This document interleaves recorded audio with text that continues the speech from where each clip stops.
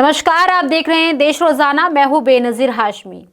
Bulletin में बात करेंगे हरियाणा की बड़ी और खास खबरों की। हरियाणा के गुरुग्राम से बीजेपी सांसद व केंद्रीय मंत्री राव इंद्रजीत की बेटी आरती राव ने एक बार फिर बीजेपी में हलचल तेज कर दी है। दरअसल स्वास्थ्य मंत्री आरती राव ने कहा कि हरियाणा में किसी ने नहीं सोचा था कि तीसरी बार भी बीजेपी की सरकार बनेगी, लेकिन हमने सोचा था, हमने हवा बनाई और लगातार तीसरी बार बीजेपी की सरकार बनाई। इस दौरान उन्होंने लोगों का आभार जताया। उनके साथ कोसली से बीजेपी विधायक अनिल कुमार यादव भी मौजूद रहे।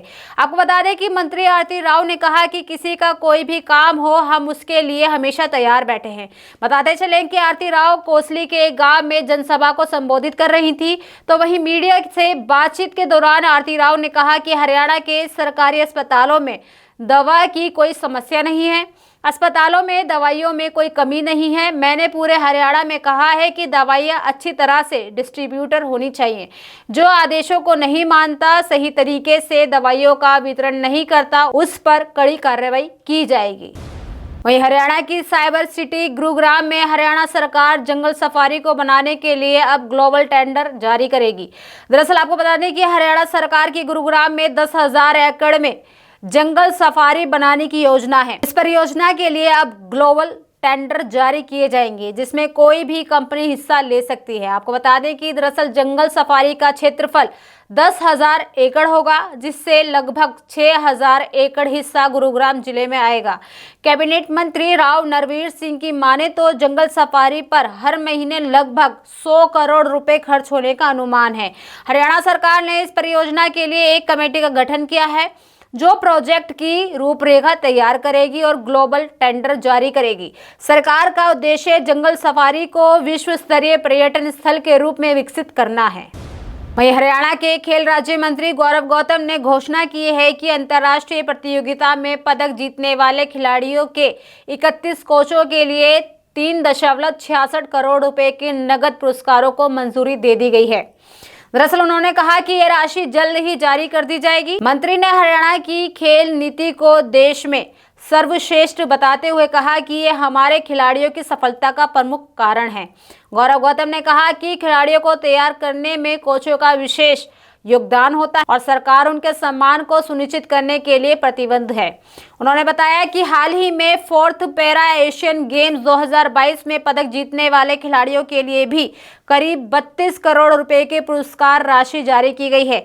उन्होंने फिर दोहराया कि हरियाणा सरकार ओलंपिक में स्वर्ण पदक विजेता को 7 करोड़, रजत पदक विजेता को 5 करोड़ और कांस्य पदक विजेता को 3 करोड़ रुपए देती है। इसके अतिरिक्त खिलाड़ियों को आर्थिक रूप से सशक्त बनाने के लिए सरकारी नौकरियों में 3% का कोटा भी दिया जाता है। हरियाणा के गांवों में कुम्हारों को पंचायत की भूमि से अब मिट्टी लेना आसान होगा। दरअसल सरकार ने ऐसे लोगों को अब इंटाइटल प्रमाण पत्र देने का फैसला लिया है। ये इंटाइटल प्रमाण पत्र परिवार पहचान पत्र के आधार पर उपायुक्त के माध्यम से दिए जाएंगे और 15 दिन में मिल जाएंगे। गांवों में कुम्हार मिट्टी के बर्तन, घड़ा, हांडी, कुल्हड़, कसोरा, तोली, दीपक, कुल्हाड़ी बनाते हैं।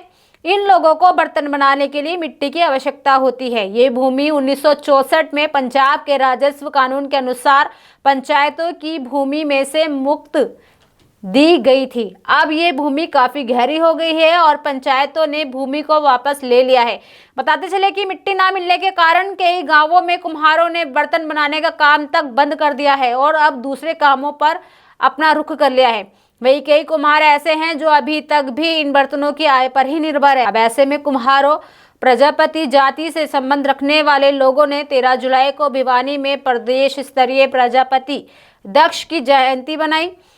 इस जयंती समारोह में शामिल हुए मुख्यमंत्री नायब सिंह सैनी ने कुम्हार जाति के ऐसे लोगों को इंटाइटल प्रमाण पत्र बांटे जिन कुम्हार जाति के लोगों के पास मिट्टी उठाने के लिए भूमि उपलब्ध नहीं है। ऐसे लोगों को इंटाइटल प्रमाण पत्र मिलने के बाद अब पंचायत भूमि से भी 5 एकड़ तक भूमि उपलब्ध कराई गई है।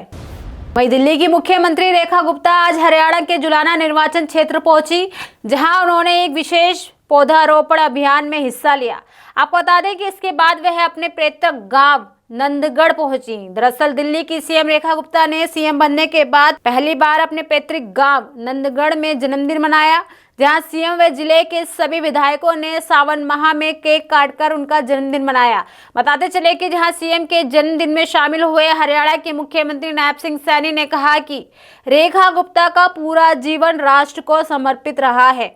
उन्होंने संगठन के साथ रहकर देश हित में काम किया है। सीएम नायब सैनी ने जुलाना में आयोजित दिल्ली की सीएम रेखा गुप्ता के जन्मदिन पर आयोजित कार्यक्रम में कई घोषणाएं की। सीएम सैनी ने यहां अग्रवाल भवन का उद्घाटन किया और दूसरा कामधेनु गौशाला का भूमि पूजन किया। उन्होंने गौशाला व धर्मशाला के लिए 31 लाख रुपए देने की घोषणा भी की।